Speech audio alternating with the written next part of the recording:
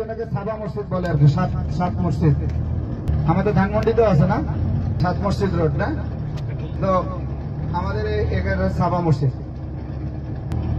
আমরা বামে তাকাই একটা মসজিদ,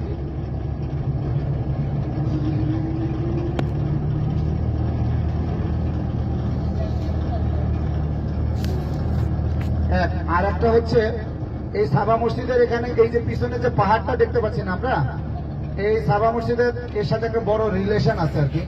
সেটা হলো যে খন্দকের পাহাড় আর কি না, খন্দকের পরীক্ষা খনন করা হয়েছিল যেটা সালমান ফার্সি রাদিয়াল্লাহু তাআলা আনহুর পরামর্শে।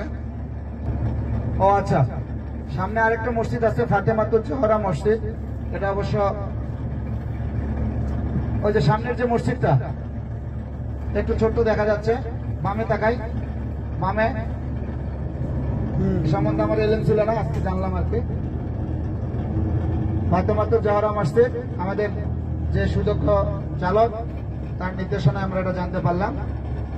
আর তারা যে কোনো ভাবে মসজিদে নববীতে যাওয়ার চেষ্টা করেছিল, বা এই মদিনার ওই শহরকে মানে আক্রমণ করবার চেষ্টা করেছিল বা দখল করবার চেষ্টা করেছিল। দেখুন ওদিক থেকে যেমন আসতে পারে নাই উহুদের কারণে, এখানে খন্দকের পরীক্ষা খননের কারণে, কিন্তু এটা আর কখনোই তাদের জন্য সহজ হয়ে ওঠেনি।